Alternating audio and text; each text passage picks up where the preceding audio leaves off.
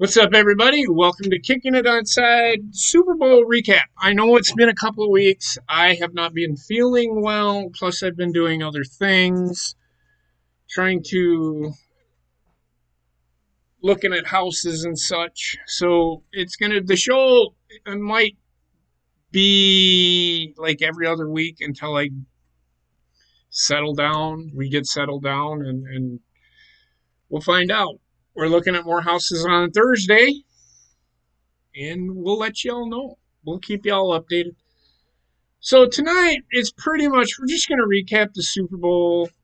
Is there really any real big news out there? I haven't heard anything. Me neither. Nothing This really. is why I always just take a break from the show, because there's really never anything until free agency. Right. And we do the first round of the draft.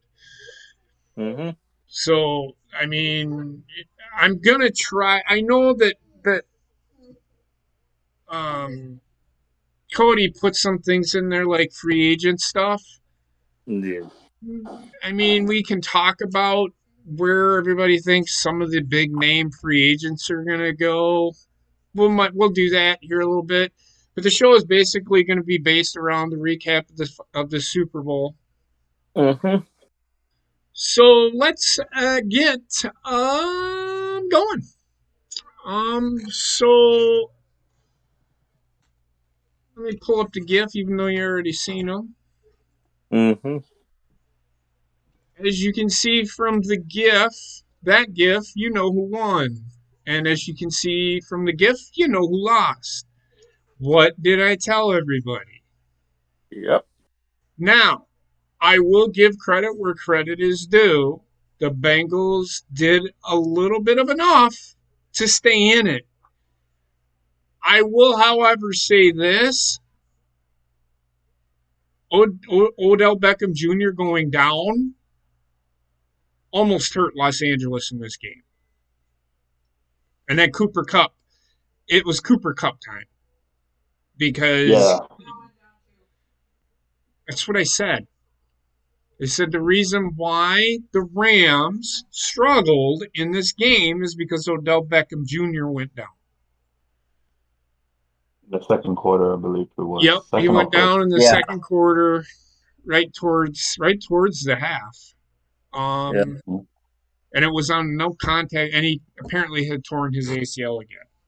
Yeah. That's what I've heard. Uh, So let's that- get into the. Go ahead.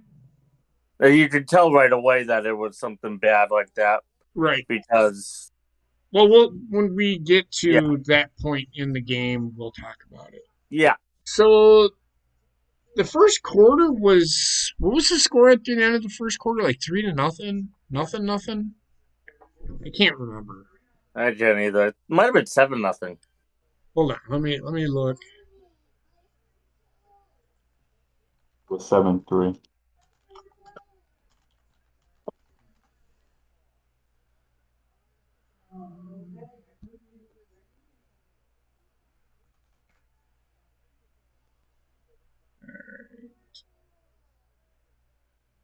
Let's look at the. All right, so the end of the first quarter. Let's talk about the first touchdown.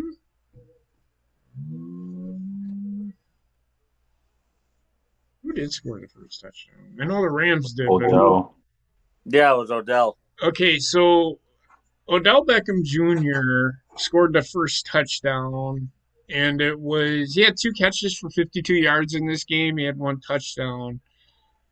Was it a deep pass or was it just a? It was a short pass. It wasn't a deep pass. Then take Yeah. it. Felt like it was like a 12-yard out, I think it was. Okay. Let me go to ESPN there. I just want to look. I believe he was under coverage and he still had got the ball. Odell And that Beckham was- Jr. is a great receiver, and I know I am very critical of him, but he's still only known because of the one catch, and they were talking about that during the Super Bowl. All of his money was made off of one catch. Yes, he's a good receiver, but he's a complimentary guy. And I don't know why it didn't work out for him in Cleveland because, my God, man. They could have probably could have very easily have been in the Super Bowl themselves if he would have just been able to. And I think a lot of that has to do with the quarterback. But what about him with the Giants? It was him and Saquon as receivers, right? But then you had Daniel Jones as a rookie quarterback. Maybe that played a part. I don't know. He wasn't going to stay in. Yeah. Well, it's not even that. It was just a matter of he wasn't happy in New York because they weren't doing the right things. So Odell Beckham Jr. catches a 17-yard pass from Matthew Stafford. First drive was 6 plays, 50 yards, and that drive I want to say took 3 minutes and 35 seconds. Mm-hmm. I don't remember the catch specifically, but I do remember him. I could have swore he went through double coverage and Yeah, he was under coverage a lot, and for some so reason I think he took a step back. if I remember the play correctly, under that double coverage, the one guy took the other guy out, which allowed Beckham to catch the ball. Yeah, they basically ran an offensive pit play. Okay. But it wasn't It wasn't a pick. The defensive players took themselves out of the play. Exactly. Yeah. So it was a design play to get over the middle, crossing, the old style crossing to fucking cause the defensive players to get in each other's way and lose coverage, which is what happened. And it went for a touchdown. Yeah. So that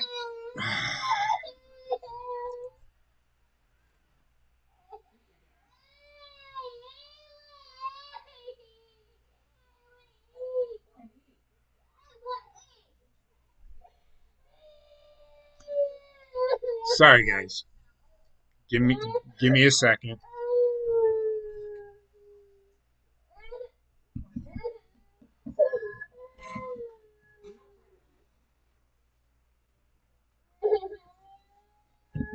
Stop.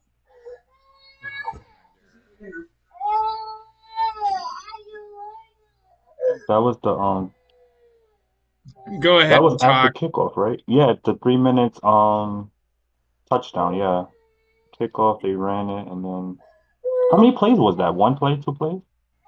It wasn't a lot of plays. It really was. It was fast, easy, quick. And I was like, what the fuck already? I thought it was gonna be one of those games. Yeah. And I believe So it was a 6-play, 50-yard drive. It took 3 Ah, minutes and 35 seconds, and the touchdown was scored with 6 minutes, 22 seconds left in the game. mm, then what's the name got the ball on You know, I can't Cincinnati, do and they this was with her fucking losing her utter shit. they did bad at the red zone. That was a good Rams defense. Forcing them to do I believe it was a field goal, if I wasn't mistaken, which went into second quarter 7-3.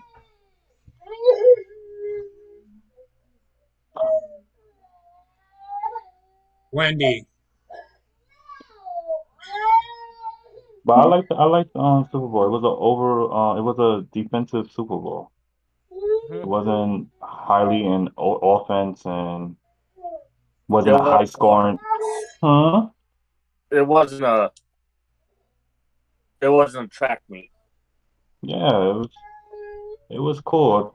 Everyone showed, both teams showed they worth the reason why they was there.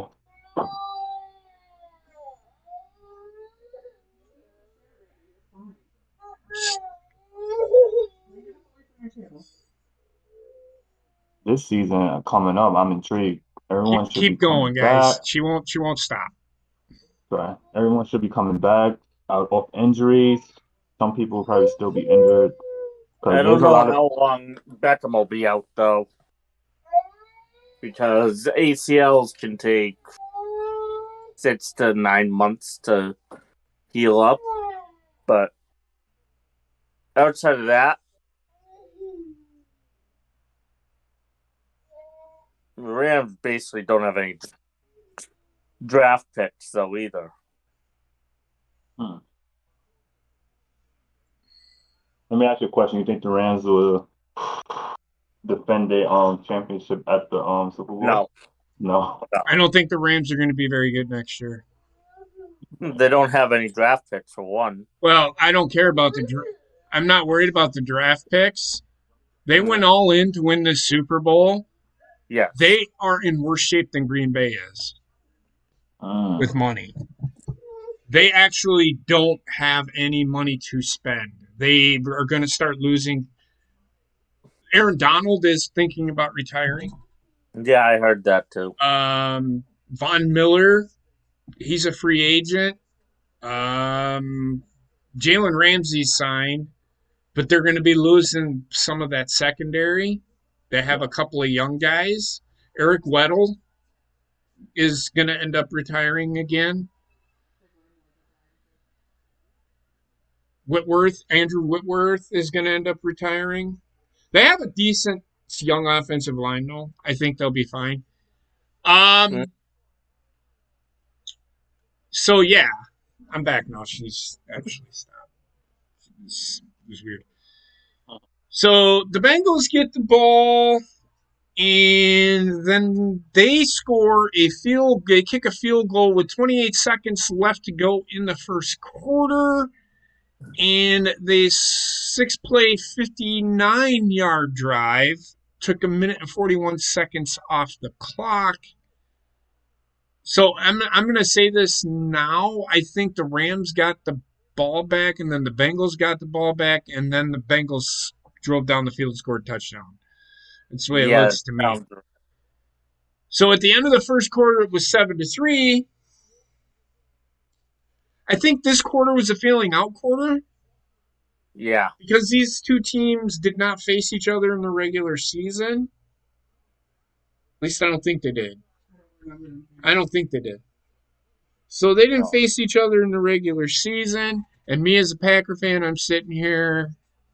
Jesus Christ, Packers would probably be at 14-0 on both of these teams already. I feel you, man. I was watching. I was like, as an Eagles fan, we'd have been up 17-0. No, You know what you I'm saying? probably would have been losing. Just it's okay, Rachel. It's okay. You're Why? you're trying way too hard. Oh man. The Eagles were out of their element this year. The next year they get a couple more pieces. They're going to be a Mm-hmm. threat to Dallas. I can tell you that right now. They started the season rocky, understandable, but they finished strong for what they had. Right. I could say that. Yep.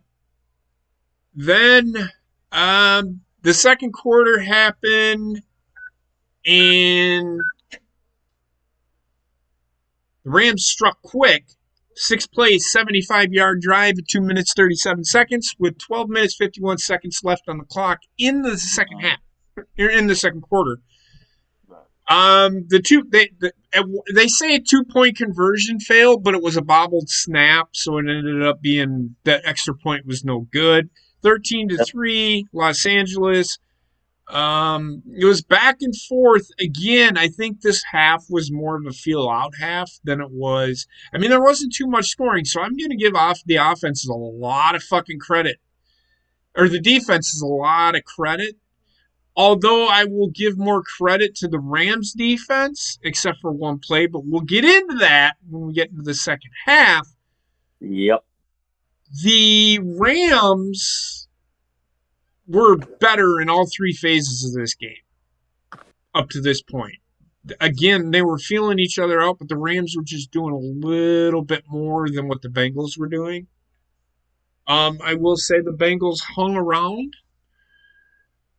They ended up scoring a touchdown, 12 plays, 75-yard drive in 7 minutes and 4 seconds with 5 minutes 47 seconds on the clock. So on that next drive, the Bengals drove down the field and scored a touchdown. 6-yard touchdown pass. And that was a Cooper Kupp 11-yard pass from Matthew Stafford. T. Higgins, 6-yard pass from Joe Mixon. So that was that trick play that happened. Yeah. And I knew at this point the Bengals were in trouble, even though they came out in the second half. We'll get into it. If it's it was gonna take trick plays to beat the Rams in this game because they weren't giving up anything. So T. Higgins scores a touchdown on a 6-yard pass from Joe Mixon. Good play. Yeah. I'm not going to shit on it because why not? You got to give them their credit. And the scores ends up 13-10. Neither team does anything really with the ball in the second half or in the second quarter except for them 2 drives, and that ends the first half. Rams 13, Bengals 10. I changed the channel, did not watch the halftime show because fuck Eminem, fuck Dr. Dre, fuck Mary J. Blige. So I'm gonna and Snoop Dogg. Snoop Dogg can toss a salad for all I care. Well, he was high the entire halftime show. Yeah. I'm convinced. So I didn't watch any of the halftime shows. The commercials sucked. Yeah. They were bad. Yeah. They're trying to do CGI commercials. I would prefer them to do live action commercials. They had one Budweiser commercial, but even that commercial wasn't very good. They need to change their Bears commercial. Sorry. I hate Budweiser. I'm not a Budweiser fan either, but they usually have some pretty good commercials.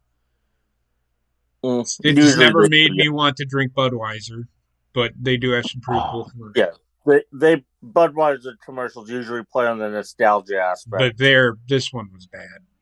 This one. So the second half comes out. The Bengals receive the kickoff, and then it happens. Yep. The referees forgot what they were doing, I guess. I don't know. They forgot where they were. Again, out of position. I'm assuming. This is why the 70-year-old referees should not be refereeing games. I'm sorry. They can't keep up. They can't keep up. They shouldn't be refereeing. That's all I'm saying. Yeah, and I couldn't tell because of how the camera angles were when the play happened. I knew something happened, but I couldn't tell because of camera angles because we don't have. Now, I want to go back, and I think the reason why the flag didn't happen is because, I mean, it's a bad decision on their part because Ramsey got burnt on the previous, that one-handed catch by Jamar Chase, who didn't have a really outstanding game at all. I mean, he had a nice catch, but that was pretty much about it in this game. I mean, he was there, but he wasn't a factor, really. T. Higgins had a really good fucking game. And I'm going to say this now. He's not going to be in Cincinnati when his contract is up. No. They aren't going to be able to keep these guys. I don't think. And I do want to talk about some of the free agent signings that happened this year, and I'm going to call out that Hendrickson, although it was a great signing, is not a better signing than fucking Devondre Campbell was for the Packers. Devondre Campbell is honestly, I believe, the best free agent signing in the NFL this year. He's the only All-Pro. First team All-Pro. Prove me wrong. That just proves that he was a better signing than anybody that signed with another team this year. I believe that. I truly believe that. And that's not just me being a Packer fan. That's just me being knowledgeable about football. That guy changed the way. Green Bay's defense was solid all year long. Their defense did not fail them this year, which in past years would have been the case. It did not this year, and he was a big reason why. I'm sorry. People can argue that Hendrickson is a good signing, but what's going to happen when some of those guys end up leaving? It's just going to be him. We'll fucking double team his ass all fucking day long. I don't think he's one of those guys that can get away from a double team block. That's just me, though.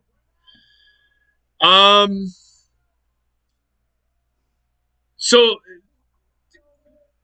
face mask happened on this play. Back to the touchdown. It took 12 seconds. Yeah. One play, 75 yards. Great play, great throw, great catch. Admonished by the face mask, by the offensive player, that was missed by the referees because they're out of position.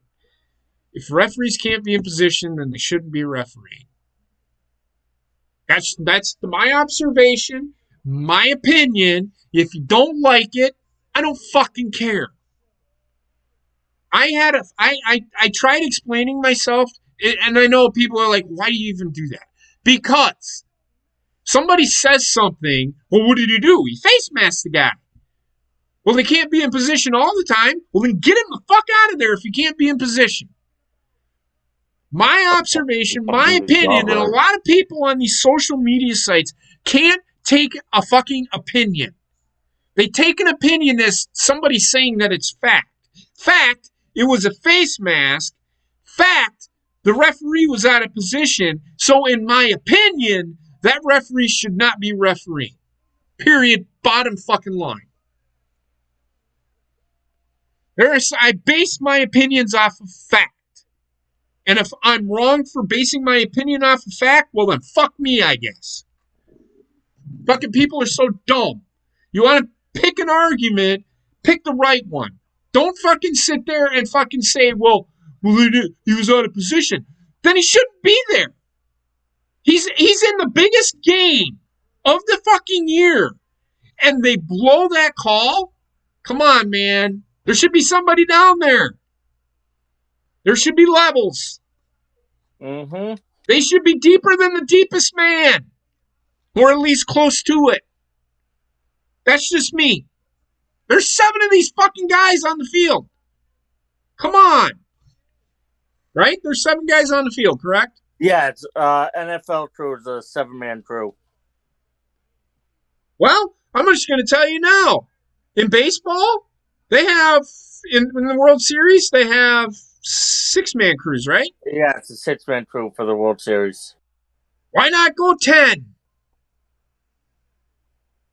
They can't manage. At least somebody won't be out of fucking position, right? I was gonna ask, do they have people like in the back, like officials, like looking at the monitors and See, the but rest? you can't challenge or overrule a no call flag. You can't challenge a flag. They tried this with that pass interference shit, and you seen how fucking horribly that fucking went. Well, the problem is they agreed to allow you to challenge. What they never failed to comprehend was the officials aren't going to change their calls. The officials don't want to change their calls. That was the problem. That's the problem, because they just say, well, I called it on the field. I didn't see pass interference, so I'm not going to change the call on the field. Well, you're a fucking idiot. Yep, that's what I'm saying too. You can't just let it slide because you think you're right. No, make the right fucking call. Now, the one thing that I will say that they did do correctly is that they did that quick review stuff, like on possible incompletions, where if a referee misses a call and it is a catch, they overturn it. They challenge fumbles. They challenge fumbles, and they do challenge touchdowns.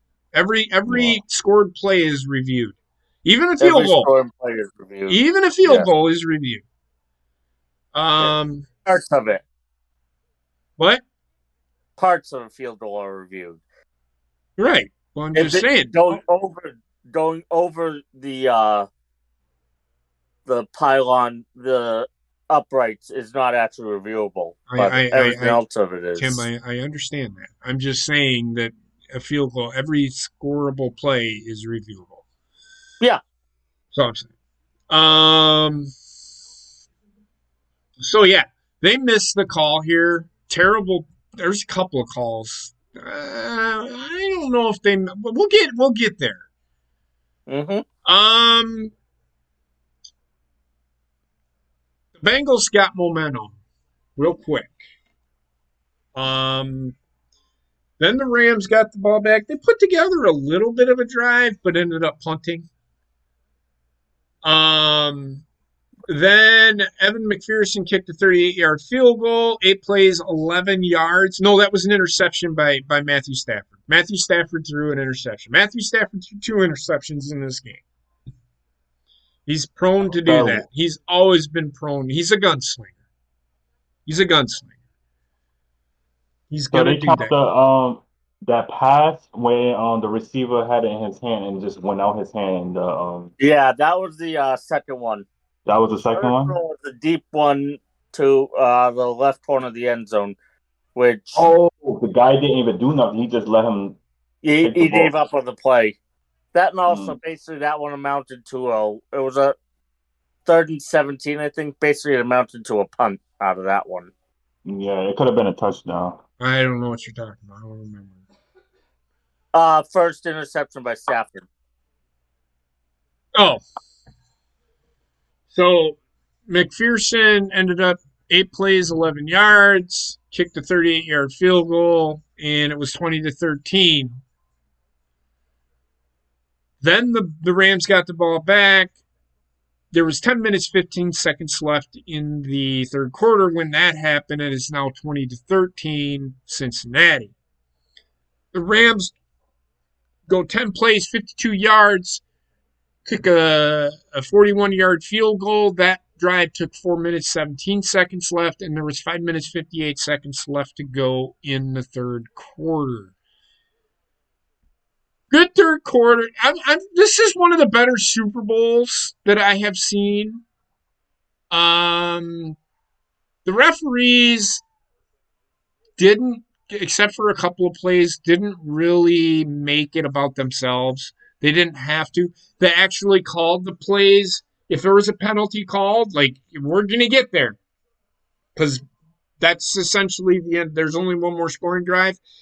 And the Bengals got tight in the fourth quarter, and you could see it because they were grabbing, and Cooper Kupp was taking over the game, and they were grabbing and tugging and holding.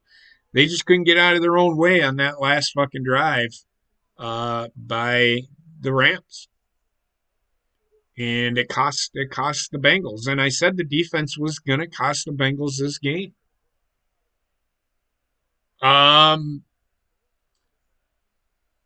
I think back and forth again, and it was back and forth pretty much up until the fourth quarter. It's 20-16 at the end of three, and then through the fourth quarter, there's nothing happening until about, I don't know, 6 minutes to go, 6 minutes and 5 seconds to go in the game.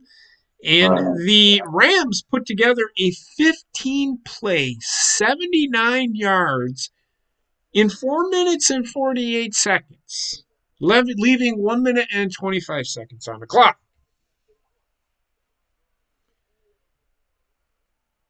This drive was helped again by Cincinnati, and they were penalties because they were tugging and pulling. Am I wrong? No, they were penalties. I've seen people, and Tony Dungy came out and said this.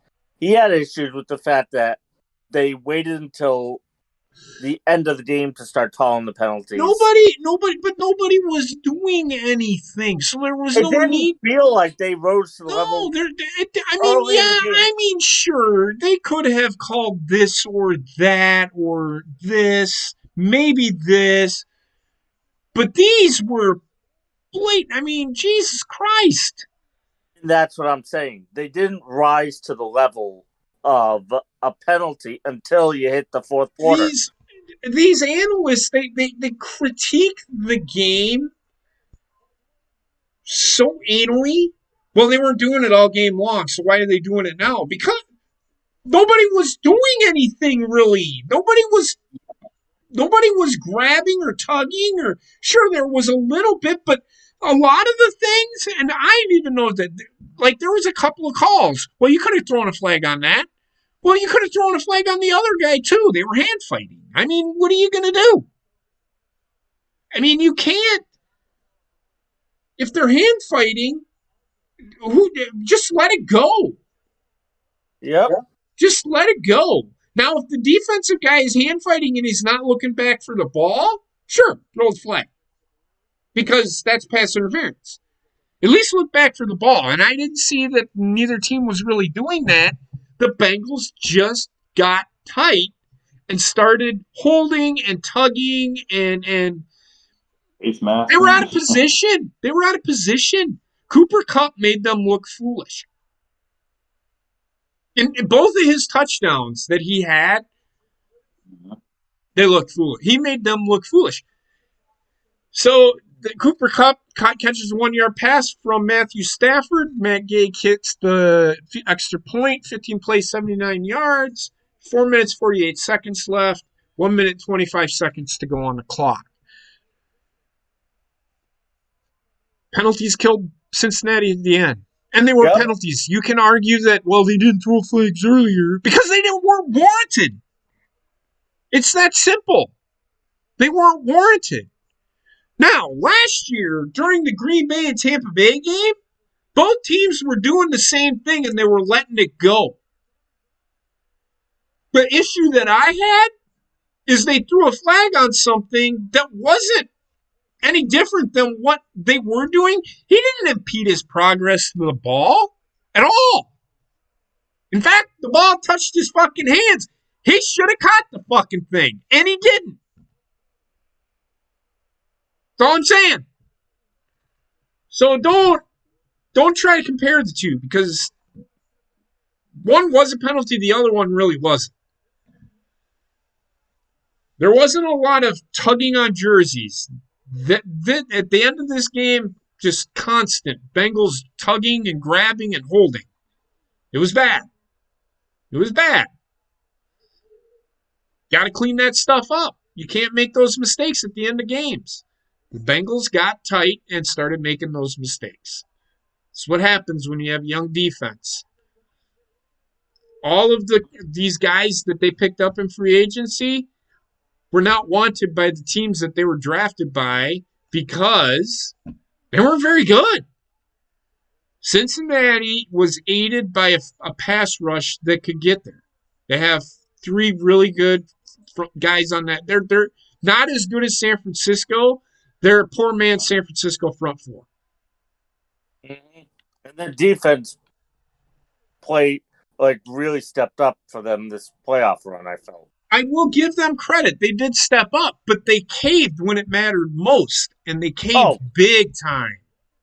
I'm just saying during the playoff run, the defense came alive, basically.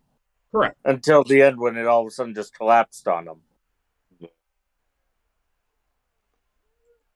So Cincinnati ended up getting the ball back. They did nothing with the ball. Well, they got a couple of yards, I think. But and then he threw an interception, I think. Did he not?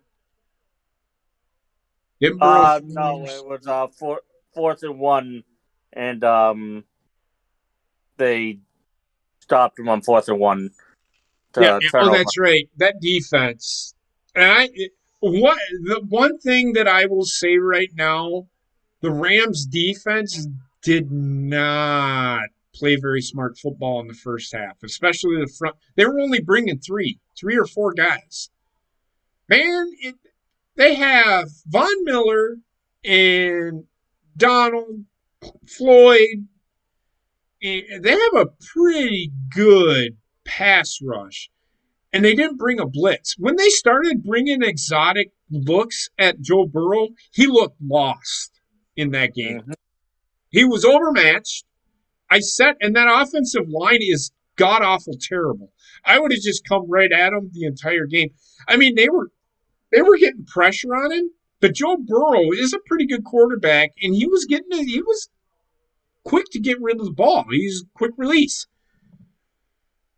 But that Bengals offensive line gave in. They just could not handle that front 7. And that's another reason why the Rams won the Super Bowl.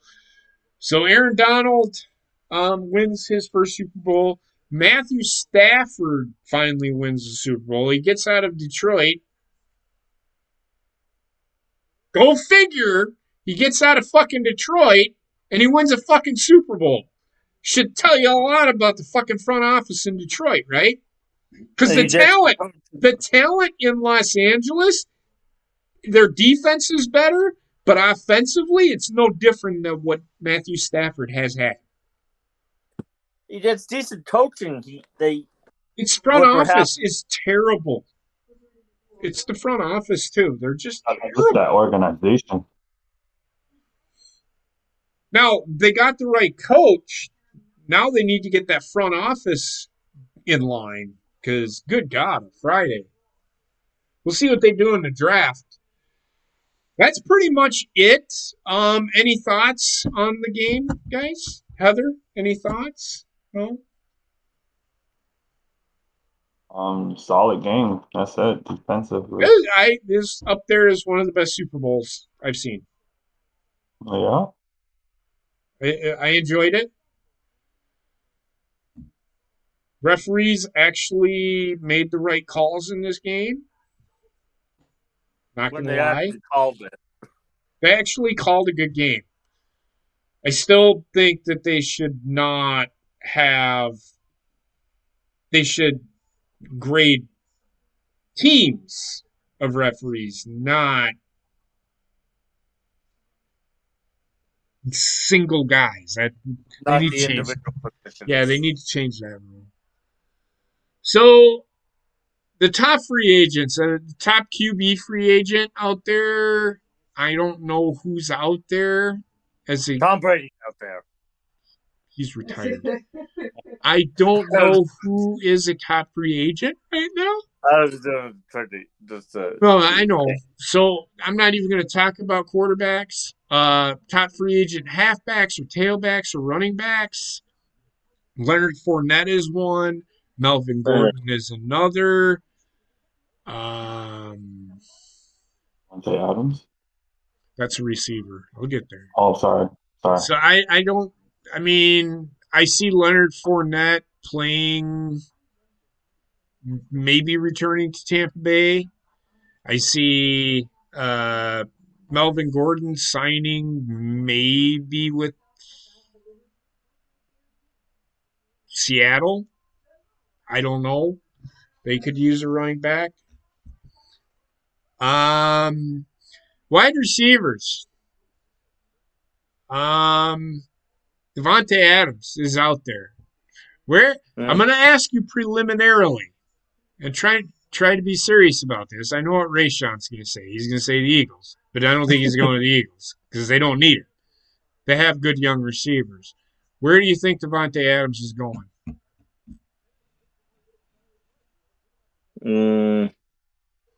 So just so you know, Devontae Adams is looking for $30 million a year and playing for a contender.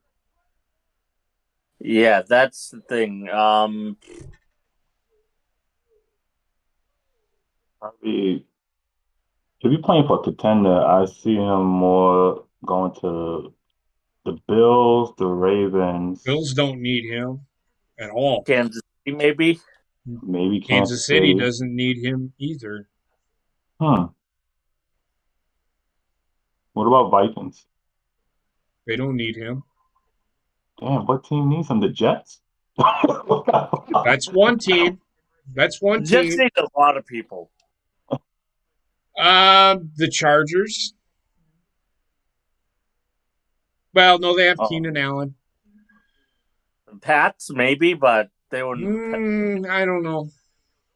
Belichick won't pay. They spent a lot of fucking money last year. I don't think they have the money to throw around this year. Not just that, Belichick wouldn't pay that kind of money for a receiver. Jacksonville, maybe. I think the Jaguars and the Cardinals, maybe. Cardinals don't need him because they have DeAndre Hopkins and. No, the Cardinals don't need him. Yeah. Seattle? Rams don't need him. Houston. That's a train wreck of an organization. But I'm going to tell you right now, he's probably going to re-sign with Green Bay. I see him re-signing. I see him doing an extension with Green Bay. It all depends upon Aaron Rodgers. What if he signed with the Dolphins? I mean, he could, but I don't know if he'd want to play with a quarterback like Tua because I don't think Tua can make him look good. I mean, Devontae Adams might make him look good, but I don't think he's a very good quarterback.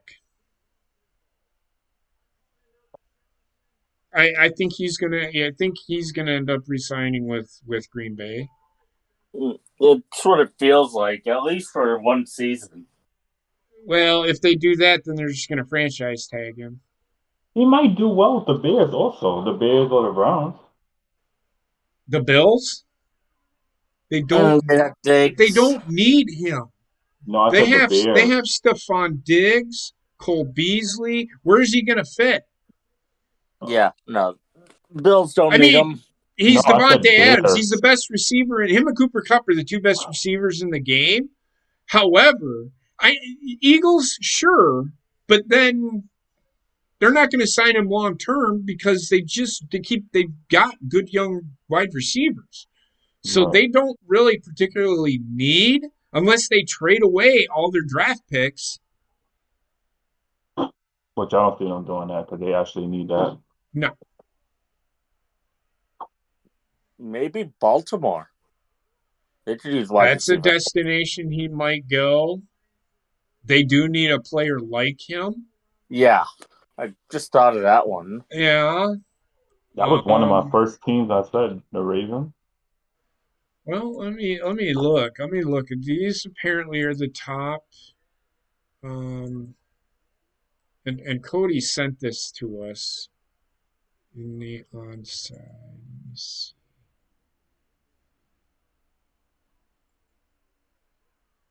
So, Devontae Adams, wide receiver. They have a lot of people have him staying in Green Bay. Yeah, I think that's the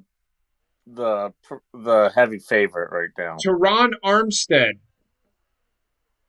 the best free agent offensive tackle. They have him going to Miami because they need help on the offensive line. Allen Robinson, they have him going to Miami. They can get him cheaper than they could get Devontae Adams. I could see Allen Robinson going to Miami. Yeah. Ryan Jensen, I have him going to Cincinnati. And God, do they need fucking help. I don't like Ryan Jensen. I think he's a douchebag. I think he is an instigator, but he's a good center. Cincinnati needs O-line help. Yes, well, they can get it in the draft. There's some good offensive linemen coming out in the draft, too. And they'll be around when they draft also. And then Tyrann Mathieu. Where do you think they have him going? Without cheating. Okay, so then let me stop cheating. By you question that, I'm gonna just say Green Bay. I mean, it'd be a good. No, they don't need a safety because that's what he is. I'll just say Indy. They have him going to Baltimore. Okay. They could use a bit of safety help, actually. They could. When you say it, then you think of it, and you're like, "Oh, well, Who do I think?" So, Aaron put in the chat. What do you think about the Broncos? Who do you think ought to take over ownership? Whoever has a lot of money? It's usually how it works. I really don't. Owners really don't bother me as long as they're able to pay their fucking players. I don't care who owns. It's who they bring in to run their organization. Owners, Jerry Jones is a former player, and he is. I criticize the guy a lot. I don't think he's a very good owner because he doesn't let his coaches coach. No. I mean, he's got Mike McCarthy there, so I mean, I liked Mike McCarthy when he was in Green Bay for a few years, and then he just got too predictable. And he's too predictable of a coach, so everybody knows what he can do. Yeah. That's why he's not as good of a coach as he once was. He was considered one of the best coaches in the league. When the year they won the Super Bowl, he was one of the best coaches in the league. And he just got way too predictable.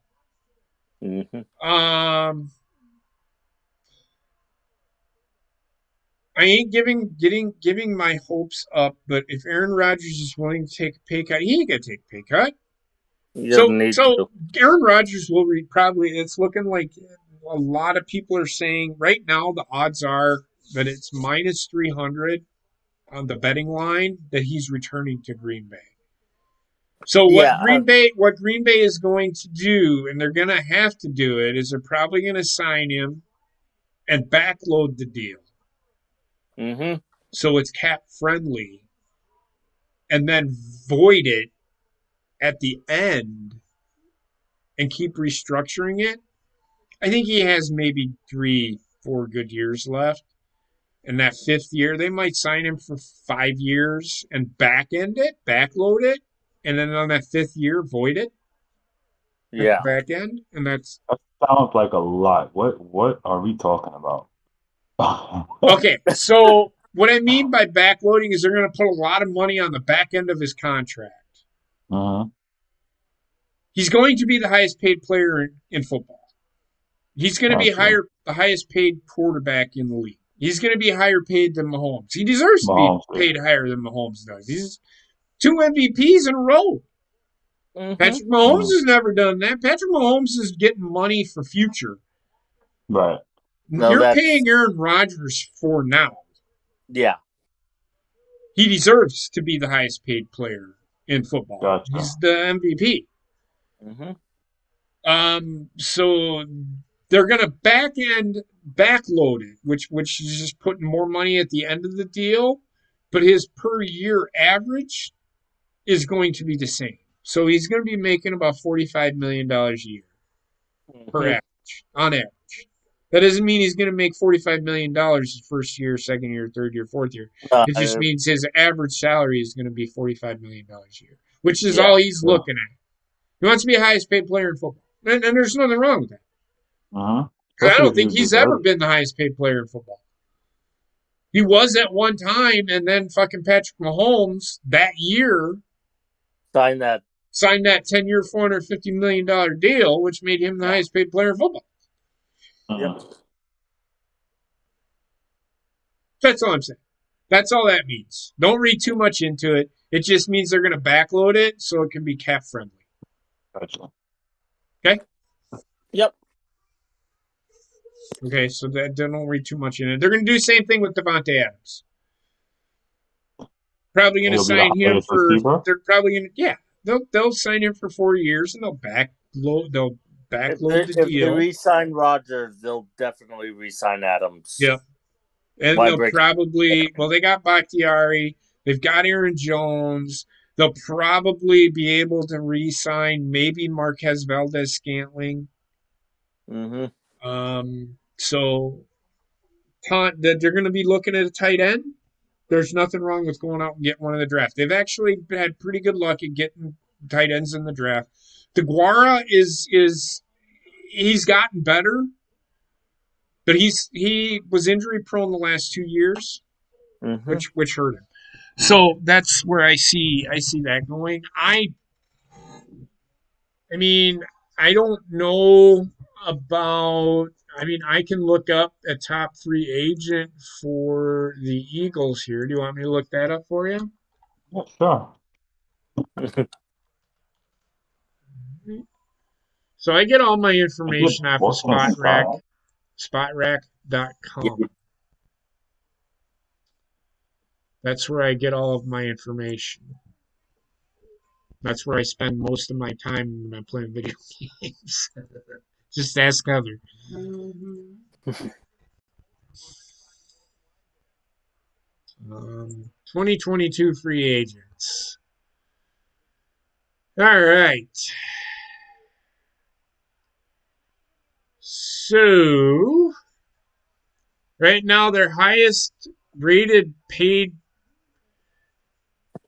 Rodney McLeod, free safety.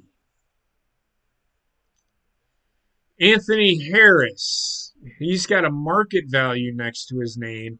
So they're expecting him to sign, his market value is 5 years, $70.045 million a year, which brings his average salary to $14,009,000. His free safety rank is number 3, so he's third best safety by numbers according to SpotRack.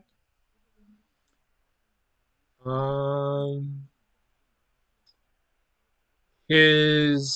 me see what this is. He's 93.75. The average is 94.53 for the highest paid safety, or the highest rated safety. Same with him. He averaged more tackles. He didn't have as many He's better at coverage than Eddie Jackson is, and his rating is 78.4. So he's right around the average as a safety. So that's your top rated safety in the for him as far as the Eagles go. They have Greg Ward, who is a free agent. Boston Scott is a free agent. I think they could get him pretty cheap. A bunch of these guys are getting up there in age. Hassan Ridgeway, they might re-sign. He's an unrestricted free agent.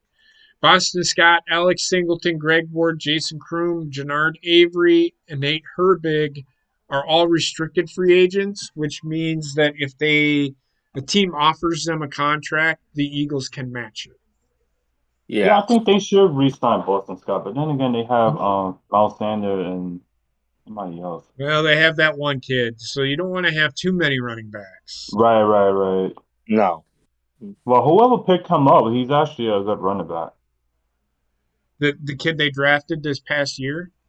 I'm talking Yeah. about Boston Scott. Whoever picked up Boston Scott. I mean, You iffy with him? he's not great. I'm not going to sit here and say he's bad, but he's not one of the guys. He's not a guy I'm going to go out and get. He's Right. serviceable. He's serviceable. He's a really good backup to the Mm-hmm. backup.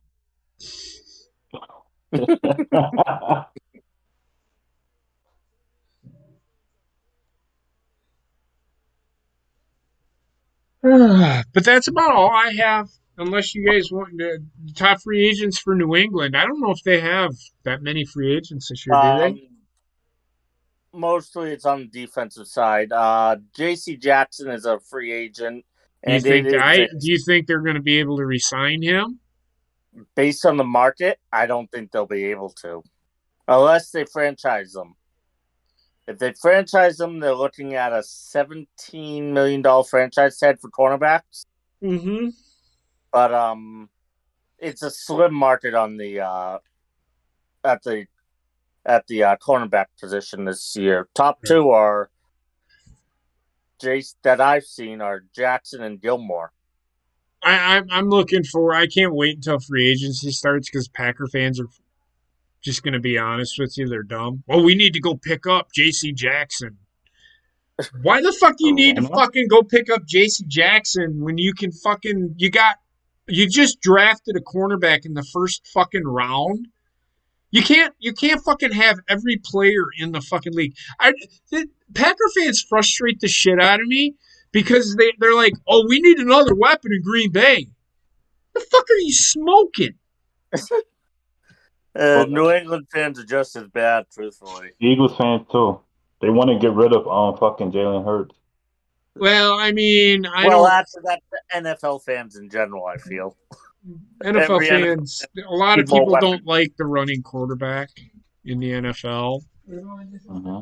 But isn't Patrick Mahomes a Oh, little bit like a that? lot of people don't like him either because he's a running quarterback. What's that now? Say it again, Rayshawn. Oh, I said, isn't Patrick Mahomes like that a little bit to a certain degree? He's a pocket quarterback first. Yeah, Mm. they don't like it because even though they're running and they're beyond the line of scrimmage, they still get extra protections, even though they're technically not a quarterback anymore. I mean, I'll say this right now. I've seen Lamar Jackson and Josh Allen. He throws Mm. shoulders, man. I've seen both of them do it. It's what got Lamar Jackson hurt this year. Yeah. Mm. Well, because Yeah. he wouldn't No, go the that's fuck down, though. That's my point. My point is that he does not just go the fuck down. He fights for every yard. I like that in a quarterback. It shows he gives a shit. Everybody Mm. loved it when fucking John Elway fucking dove and did the fucking spinneroonie in the fucking air. But now that fucking Lamar Jackson's fucking able to run faster than fucking every other fucking player on the field, they don't think it's good. Well, I don't think Lamar Jackson is as protected as everybody thinks. When he's in the pocket, he is, but when he gets outside of it, he ain't. Neither is Josh Allen. I've seen Josh Allen take hits he shouldn't have taken and not gotten flagged for. mm-hmm. It is what it is. I just feel that Eagles fans should just give Jalen another year, let him flourish, don't get rid of him so fast. I mean, I get it. I don't like I didn't like the fact that he was running the ball and not passing to his running backs or whatever the case may be. Well, there But was a reason for that, though. exactly my point, and So you had let me know. yeah, But so a lot of times people are sitting there, why is he running the ball all the time? Because nobody's fucking open. exactly, Or And because his offensive line isn't able to hold up long enough for him to get to his third or fourth read. right. What's up, Casey? I don't understand why people get all up in arms over quarterbacks running. I mean, I think it's good for the game, and it might take away from they might go away from protecting the quarterback as much with these running quarterbacks that we have now. I mean, Jesus Christ, they're wearing pads just like everybody else. If they slide and they take a hit, different. I've seen the receivers get that call more than quarterbacks do when they're running the ball. Mm-hmm. Like, you can't. So my whole thing is I was a safety in high school, and I loved hitting fucking people coming over the fucking middle. Yeah. I just love I love bending a fucker in half. And listening to him go, "Doy!" when you hit the motherfucker. And then watching him fucking take a minute to realize that he just got the fuck knocked out of him. Yeah. Fucking love that shit. You can't do that anymore. No, and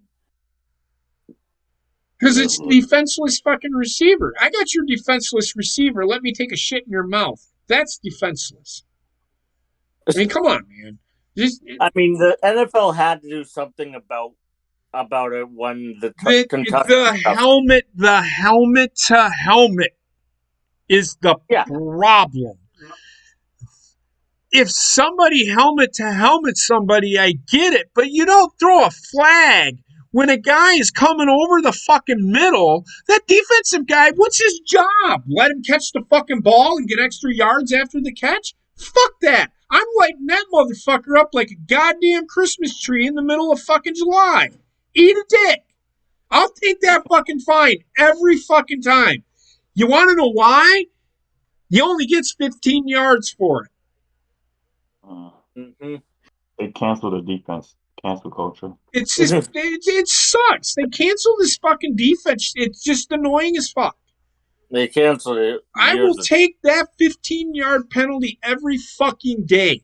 Because you know why? And another reason why is that receiver will think fucking twice about catching that fucking ball. Or just going over the middle in general. Yep. He'll be looking over his fucking shoulder or looking. His head better be on a fucking swivel, man. Because I'm coming. I'm coming. I'll take on that. I'll take that. I'll take that fine. I don't care. It goes to charity anyway. Seattle won a Super Bowl on that style of defense in 2013. Can't do it anymore because well, you know what? Players getting hurt. Then go to the Pro Bowl. Go do what the Pro Bowl does.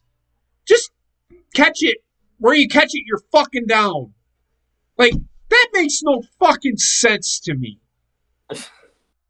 They can't play defense. Why are the defensive players even fucking on the field in this case? Did you see some of that shit? I was blown the fuck away. I lasted a quarter into the Pro Bowl. I refuse to watch the Pro Bowl. I mean, Jesus Christ. I played tackle football with no fucking helmet and no fucking pads.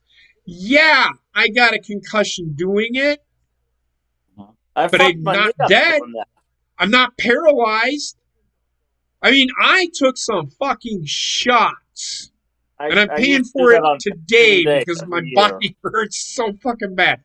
What'd you say? I used to do that on Thanksgiving Day every year. Me and people from work, we would go and play. I had friends like every fall, like once a week. We'd get together and we would play football. Mm-hmm. I hurt my knee my junior year, and then my senior year I couldn't play football. So, I mean, I had to wear a brace, but I was playing football. I just couldn't. Mom would not let me play high school football after that. Mm-hmm. Yeah, it's not because I needed. See, They couldn't do my ACL surgery because I was not done growing yet. Yeah. I had arthroscopic surgery a week after I had torn up. I blew my knee the fuck up. Mm-hmm. I tore my LCL, my MCL, my ACL, and my meniscus. And your PCL. Add that one into it as well. No. My PCL was fine Oh, wow. because they took my my patella tendon there and put. That's what I have for an ACL now. Oh, okay. I know what they did. They took a I know. graft. They took a graft of my. Yeah. I had How long? How many years it took you to heal? It took me 8 months to be able Okay, to John run Cena. again. It took me 4 months to walk again. Yeah, ACL. I had to relearn how to do. I had to relearn how to walk. I had to relearn how to run. I had I remember the very first. I was essentially paralyzed because I had no strength in my leg. They had to build up the strength in my leg. My muscle mass was gone in my leg.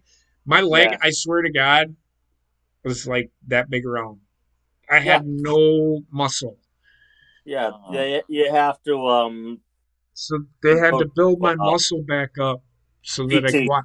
So when I actually very first time I was able to put pressure on my, they were like, okay, today we're gonna use the fucking walking On parallel the bars. bars. You remember, the parallel bars that you have. The very first time I put pressure on my fucking right foot, you remember, you know what it feels like when your leg falls asleep? Yeah. You get that tingling sensation. Yeah. That's what it felt like. Mm-hmm. Oh. But from then on, it took me. I was playing basketball in the backyard 4 months, 5 months after. I didn't listen to my fucking doctors. I was doing fucking Michael Jordan shit in my back fucking yard. I wasn't Mm-hmm. landing on my foot, but I was, You were landing on your good leg, and we just, yep. I know what you were doing. So, I mean, it takes a while. And then I had to have surgery. I had surgery on January 18th, 1991. And I was on that. I was on crutches graduation. Mm-hmm. I was able to walk, but I couldn't, full on run or whatever. Mm-hmm. So I wasn't even born yet. they said I was one of the quickest healers ever because I was running in 4 months. So by April, I was able to get back to doing light gym stuff. Mm-hmm. While at home, I was dunking basketballs.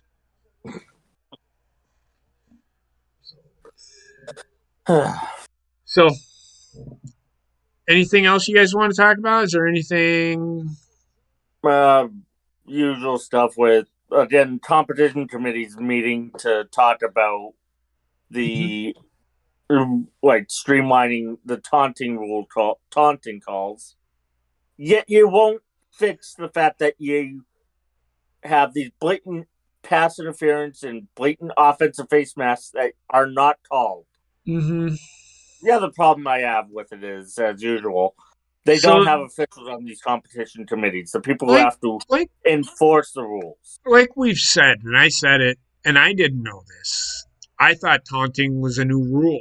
I didn't know that taunting had been a rule all along. There's just a point of emphasis on the rule. Now they're just more worried about taunting than they are fucking the penalties that Tim is talking about, which is actually the real fucking problem in the NFL. Yeah. And we saw a taunting call in the Super Bowl too. But that's if the guy was an idiot who was an inactive player who ran onto the field. And people would say, "Why are you calling that now?" Because well, they should have. They should have called it. You called that. He did. The taunting when the one guy came onto the field. He only did it once. He was in shorts and sandals. Yeah, you can't run onto the field if you're an inactive player. If you're an inactive player, why are you even on the fucking bench? Because it's the Super Bowl. I don't give a shit. I know. Me neither. But that's all I got. Okay. Rayshawn, anything? No, I'm pretty much done with my thoughts of the game. Okay. Yeah, this is all right. Well, I want to thank everybody. We'll try to get a show next week. Keep putting stuff in the news and notes here on the Discord. It's in the text channels.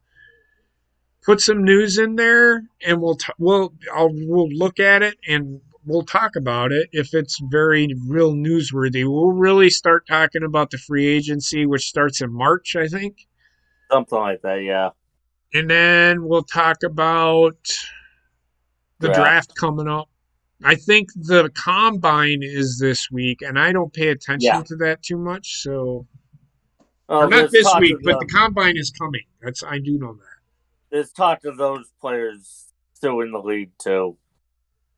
Say it again. There's talk of some of the college guys who are going out for it because of the NFL's COVID rules and whatnot. Suing the NFL or something like that. I don't know what they're doing. Well, we'll get into that next week. Yeah. So I want to thank Rayshawn. I want to thank Tim, Bobbit. I hope you and your family are having a lovely day. So that being said, we're going to get out of here. As always, stay safe and be well. And congratulations to the Los Angeles Rams, your Super Bowl 56 champions. Now people can shut the fuck up about Matthew Stafford never winning fucking Super Bowl. Just throwing that out there. All right, everybody, have a great night. Stay safe and be well. Go ahead, Rayshawn. What were you going to say? No, I was agreeing with you with that Matthew Stafford part. Okay. All right, everybody, have a great night. Stay safe.